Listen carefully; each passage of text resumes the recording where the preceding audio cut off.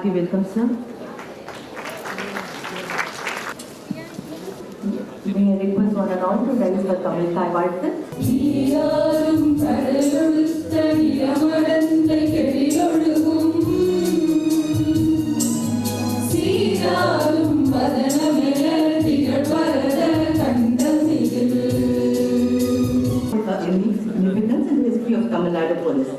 It marks the 50th year of women's participation in this force. A remarkable milestone achieved with grace and success.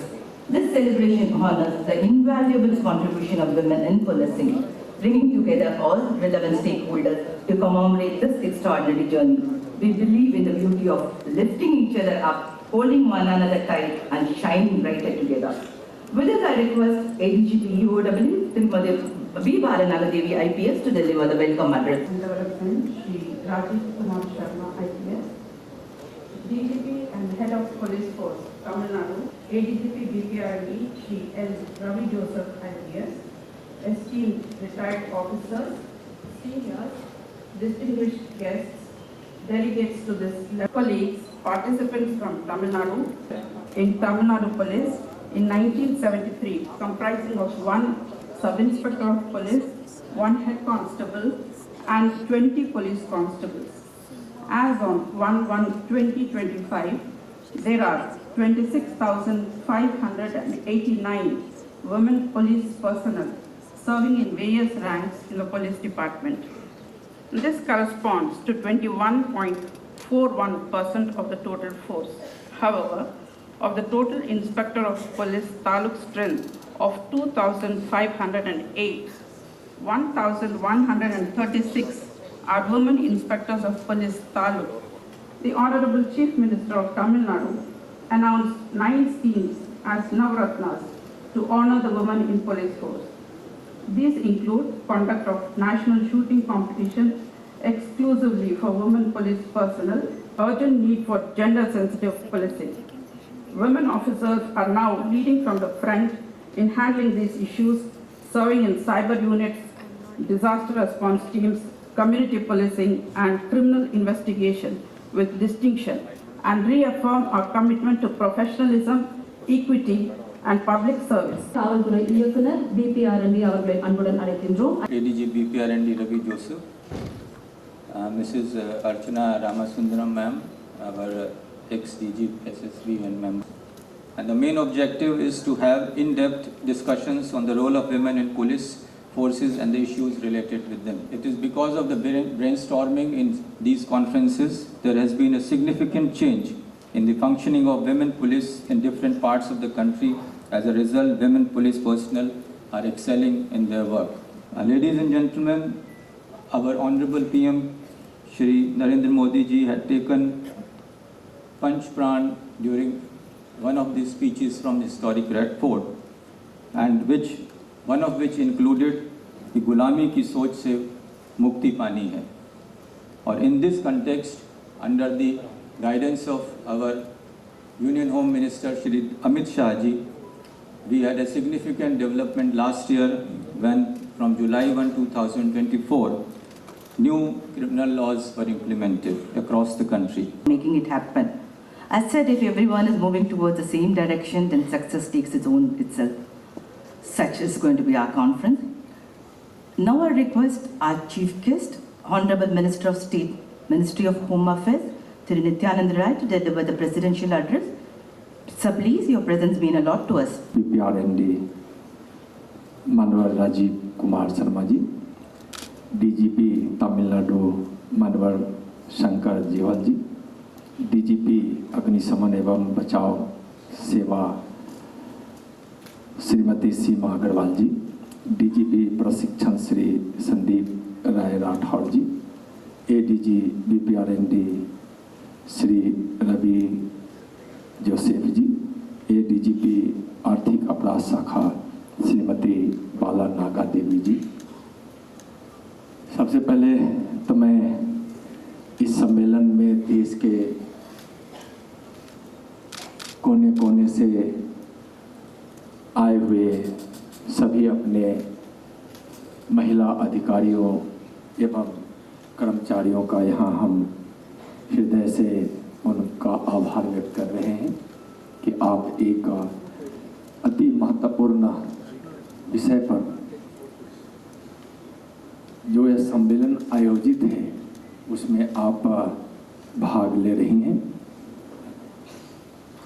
अन्य सभी उपस्थित यहाँ वरिष्ठ अधिकारीगण, अन्य देवियों, सज्जनों एवं मीडिया के मित्रों, सबसे पहले तो मैं बीपीआरएनडी को और तमिलनाडु पुलिस प्रशासन और तमिलनाडु की सरकार को बहुत ही हृदय से हम आभार व्यक्त करना चाहेंगे कि इतने महत्वपूर्ण इस राष्ट्रीय महिला पुलिस सम्मेलन का भव्य आयोजन कर रहे हैं और इसके लिए हम इनको हार्दिक बधाई भी देते हैं और शुभकामना भी व्यक्त करते हैं। 2 दिवसीय इस सम्मेलन में देश के सभी हिस्सों से पधारी हुई हमारी सभी महिला पुलिस अधिकारियों एवं कर्मचारी जो 2 दिन तक यहाँ अपने इस सम्मेलन का जो थीम है, जो विषय है, उस पर आप विचार यहाँ करेंगे। और मुझे यह भी जानकर बहुत प्रसन्नता हुई कि अगर हमें राष्ट्रीय पुलिस सम्मेलन की मेजबानी तमिलनाडु प्रशासन और यहाँ पुलिस ने हृदय से, जब यह सम्मेलन की चर्चा चली थी तो हृदय से उन्होंने इस सम्मेलन तमिलनाडु को देने के लिए कहा था। और मैं समझता हूँ कि हृदय के गहराई से हम सब एक बार तमिलनाडु प्रशासन के लिए जोरदार ताली बजाएं। यहाँ के पुलिस महानिदेशक विभाग साहब के लिए बजाएं, उनके सहयोगियों के लिए यहाँ ताली बजाकर हम अपनी तरफ से, यानी हम सब की ओर से इनका आभार व्यक्त कर रहे हैं। तमिलनाडु पुलिस 11वें राष्ट्रीय महिला पुलिस सम्मेलन की जिस प्रकार से आयोजन का रूप दिया है, बीपीआरएनडी के डीजी साहब से जब चर्चा हो रही थी तो उन्होंने मुझे अवगत कराया था कि यह अद्भुत और अनोखा होने वाला है। आज 21वीं सदी में भारत की शक्ति को आज दुनिया स्वीकार ही कर रही है। जैसा हम सबको ज्ञात है कि विवेकानंद जी जब एक विदेश दौरे पे गए थे तो वहाँ उनसे किसी व्यक्ति ने पूछा था कि आप तो उस देश का सन्यासी हो जो देश अशिक्षित है, जो देश भूखा है, जो देश बेबस है। स्वामी विवेकानंद जी ने कहा था कि मैं 21वीं सदी का भारत देख रहा हूँ, जो भारत न भूखा है होगा, न बेबस होगा, न अशिक्षित होगा। और आज यह देखने को मिल रहा है। इस भविष्यवाणी को करने वाले विवेकानंद जी के बचपन का नाम नरेंद्र और आज दुनिया के सबसे लोकप्रिय नेता भारत के कर्मयोगी प्रधानमंत्री जी का भी नाम नरेंद्र है। यानी एक नरेंद्र ने भविष्यवाणी की थी, उसको दूसरा नरेंद्र पूरा कर रहे हैं। अभी देखिए ऑपरेशन सिंदूर को, और ऑपरेशन सिंदूर में भारत का सिर्फ पराक्रम ही नहीं दिखा है, बल्कि उसमें नारी शक्ति का भी पराक्रम दिखा है। और भारत ने यह साबित किया है और संदेश दिया है कि हमारी माँ बहनों की मांग में सजी हुई सिंदूर सिर्फ सुहाग का ही नहीं होता है, यह शक्ति भी है, सम्मान भी है और संकल्प भी है। निश्चित रूप से भारतवासियों को इस पर गर्व होता है और हम सब इसका आदर करते हैं। भाइयों बहनों, बीपीआरएनडी सम्मेलन का आयोजन लगभग 2 वर्षों के अंतराल में करता है। और इसी कड़ी में यह सम्मेलन यहाँ BPRND तमिलनाडु पुलिस के सहयोग से कर रही है। जितना महत्वपूर्ण सम्मेलन का आयोजन होता है उससे भी अधिक महत्वपूर्ण उसकी सिफारिशों पर कार्यवाही की होती है। अतः आप सभी से अनुरोध है कि सम्मेलन से वापस होने के पश्चात अपने विभाग के प्रमुख को सम्मेलन की सिफारिशों से जरूर अवगत कराएं ताकि उन पर कार्यवाही की प्रक्रिया भी शीघ्र हो सके।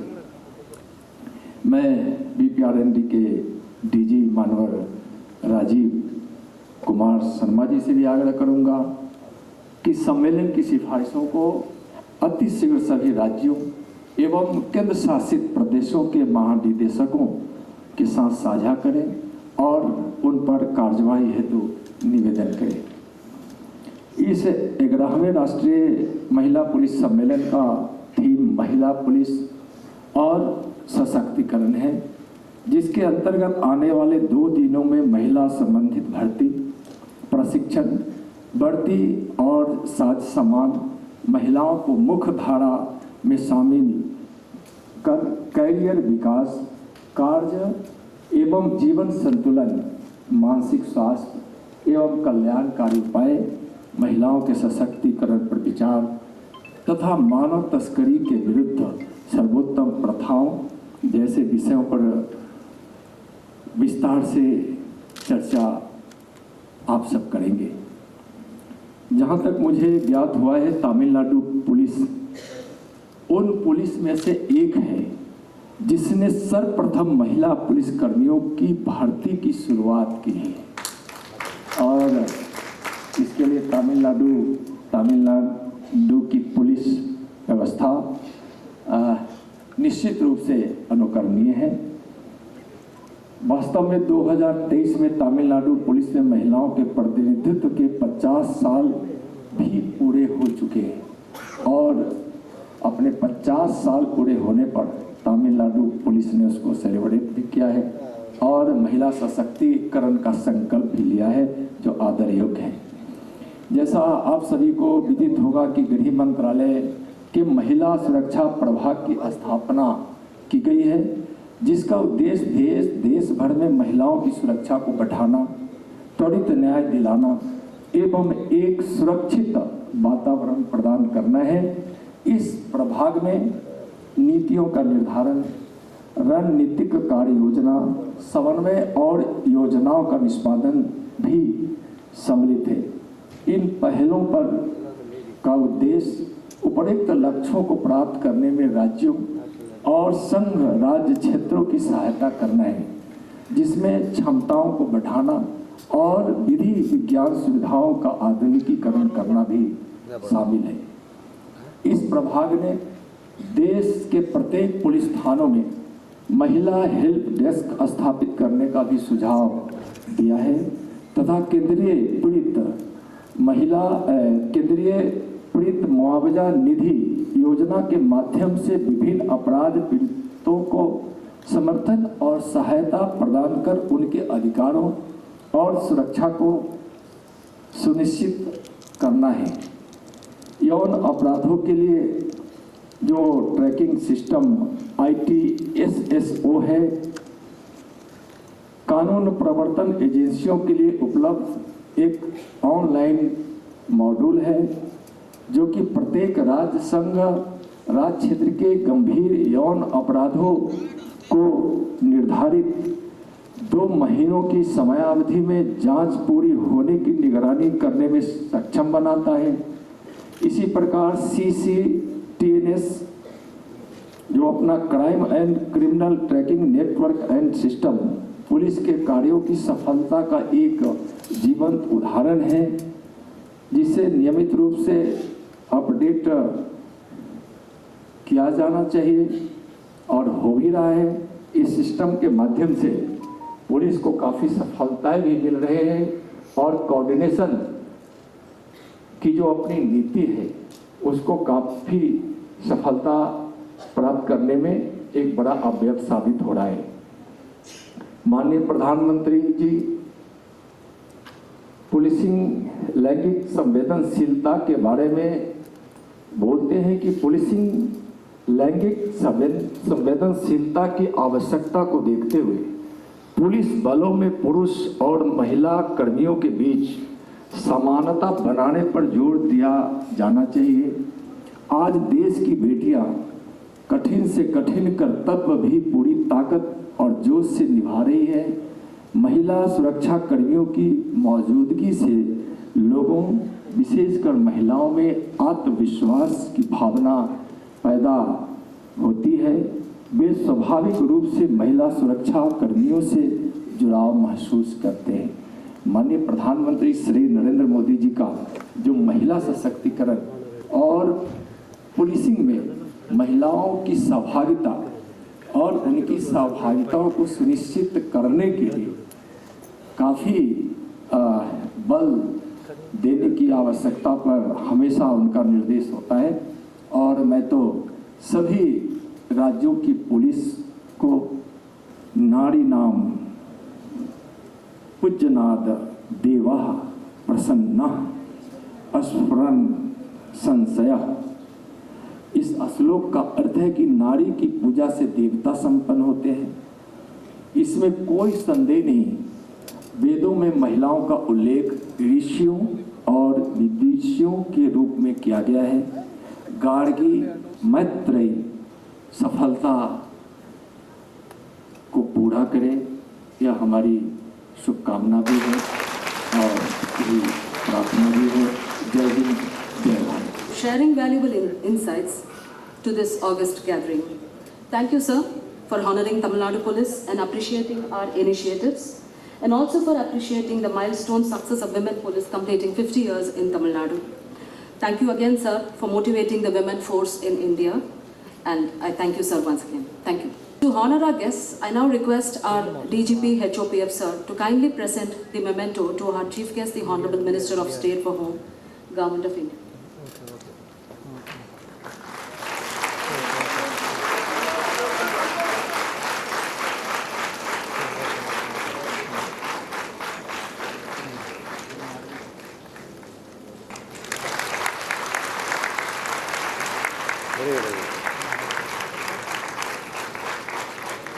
For taking the lead in hosting the conference, which has culminated on the culmination of a series of events over 1 year on the 50th year of Women in Tamil Nadu Police. I also extend heartfelt gratitude to our chief guest, the Honorable Minister of State for Home, Shri Nityanand Rai ji, for gracing this event with his esteemed presence. Sir, I thank you for your visionary address, which has inspired everyone present here today.